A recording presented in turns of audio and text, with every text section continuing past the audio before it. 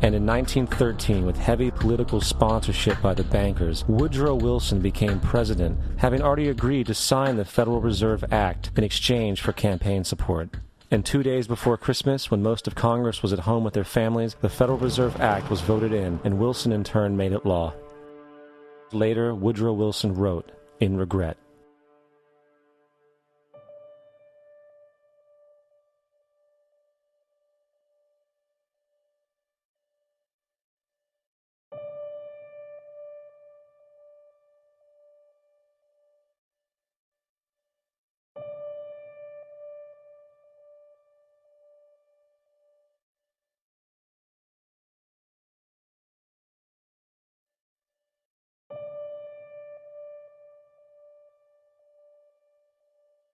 Congressman Louis McFadden also expressed the truth after the passage of the bill.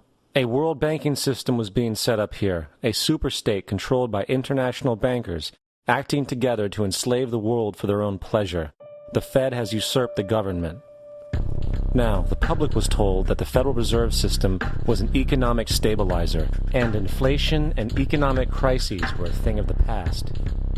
Well, as history has shown, nothing is further from the truth. The fact is, the international bankers now had a streamlined machine to expand their personal ambitions. It's alive! It's alive! It's alive! For example, from 1914 to 1919, the Fed increased the money supply by nearly 100%, resulting in extensive loans to small banks and the public.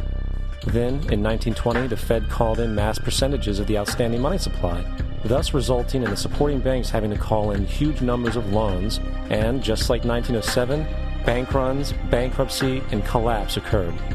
Over 5,400 competitive banks outside of the Federal Reserve System collapsed, further consolidating the monopoly of a small group of international bankers.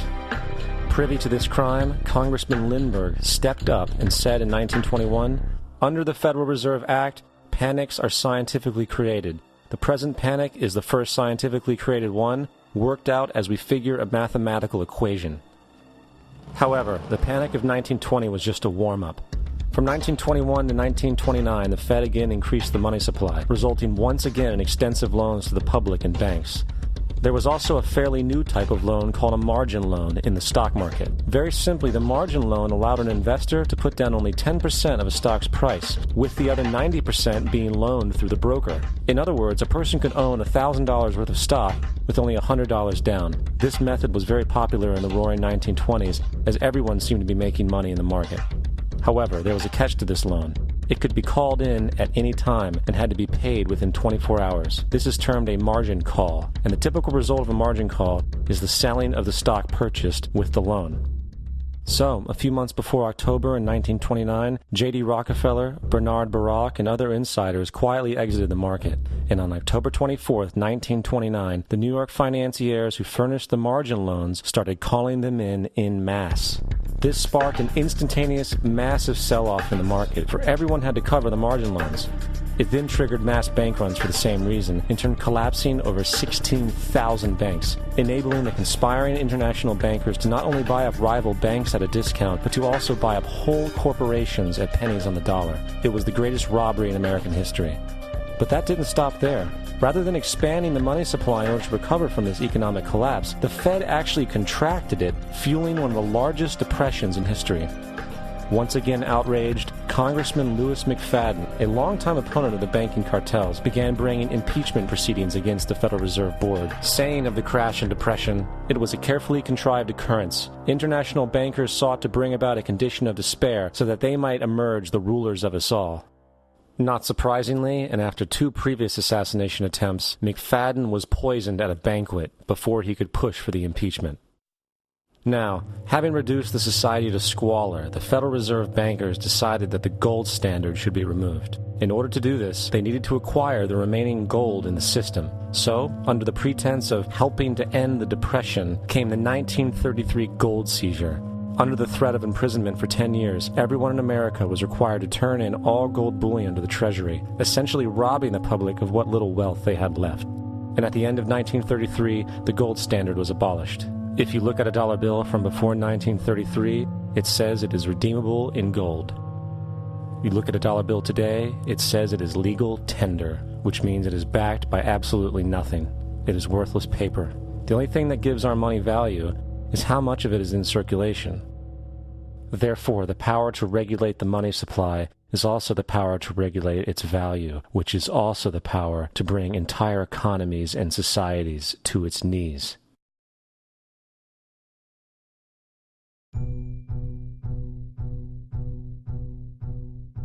It's important to clearly understand the Federal Reserve is a private corporation.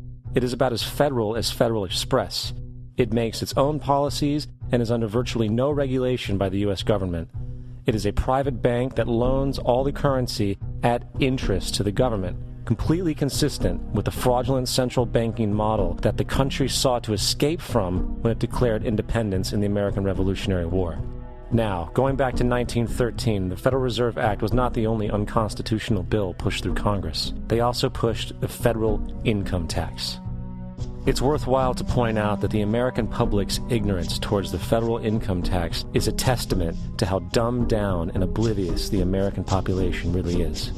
First of all, the federal income tax is completely unconstitutional, as it is a direct, unapportioned tax. All direct taxes have to be apportioned to be legal based on the Constitution. Secondly, the required number of states in order to ratify the amendment to allow the income tax was never met, and this has even been cited in modern court cases.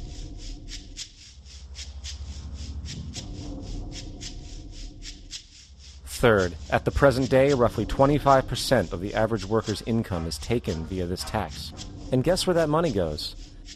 It goes to pay the interest on the currency being produced by the fraudulent Federal Reserve Bank, a system that does not have to exist at all. The money you make working almost 3 months out of the year goes almost literally into the pockets of the international bankers who own the private Federal Reserve Bank. And fourth, even with the fraudulent government claim as to the legality of the income tax, there is literally no statute, no law in existence that requires you to pay this tax, period. I really expected that, of course there's a law that you can point to in the law book, the code, that requires you to file a tax return. Of course there is. I was at that point where I couldn't find the statute that clearly made a person liable, at least not me and most people I know. And I had no choice in my mind except to resign. Based on the research that I did throughout the year 2000 and that I'm still doing, I have not found that law. I've asked Congress, we've asked a lot of people in the IRS commissioners, helpers. They can't answer, because if they answer, the American people are going to know that this whole thing is a fraud. I haven't filed an federal income tax return since I left. I have not filed a tax return since 1999. The income tax is nothing less than the enslavement of the entire country. Now, the control of the economy and the perpetual robbery of wealth is only one side of the Rubik's Cube the bankers hold in their hands. The next tool for profit and control is war. Since the inception of the Federal Reserve in 1913, a number of large and small wars have commenced. The three most pronounced were World War I, World War II, and Vietnam. World War I. In 1914, European wars broke out centered around England and Germany. The American public wanted nothing to do with the war. In turn, President Woodrow Wilson publicly declared neutrality. However, under the surface, the U.S. administration was looking for any excuse it could find to enter it. In a noted observation by Secretary of State William Jennings, the large banking interests were deeply interested in the World War because of the wide opportunities for large profits. It's important to understand that the most lucrative thing that can happen for the international bankers is war, for it forces the country to borrow even more money from the Federal Reserve Bank at interest. Woodrow Wilson's top advisor and mentor was Colonel Edward House, a man with intimate connections with the international bankers who wanted in the war. In a documented conversation between Colonel House, Wilson's advisor, and Sir Edward Grey, the Foreign Secretary of England, regarding how to get America into the war, Grey inquired, "What will Americans do if Germans sink an ocean liner with American passengers on board?" House responded, "I believe that a flame of indignation would sweep the United States, and that by itself would be sufficient to carry us into war." So, on May 7, 1915, on essentially the suggestion of Sir Edward Grey, a ship called the Lusitania was deliberately sent into German-controlled waters where German military vessels were known to be. And, as expected, German U-boats torpedoed the ship, exploding stored ammunition, killing 1,200 people. To further understand the deliberate nature of this setup, the German embassy actually put advertisements in the New York Times telling people that if they boarded the Lusitania, they did so at their own risk, as such a ship sailing from America to England through the war zone would be liable to destruction. In turn, and as anticipated, the sinking of the Lusitania caused a wave of anger among the American population, and America entered the war a short time after. The First World War caused 323,000 American deaths. J.D. Rockefeller made $200 million off of it. Not to mention the war cost about $30 billion for America, most of which was borrowed from the Federal Reserve Bank at interest, furthering the profits of the international bankers. World War II.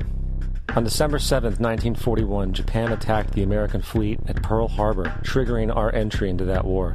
President Franklin D. Roosevelt declared the attack was a day that will live in infamy. A day of infamy indeed, but not because of the alleged surprise attack on Pearl Harbor. After 60 years of surfacing information, it is clear that not only was the attack on Pearl Harbor known weeks in advance, it was outright wanted and provoked.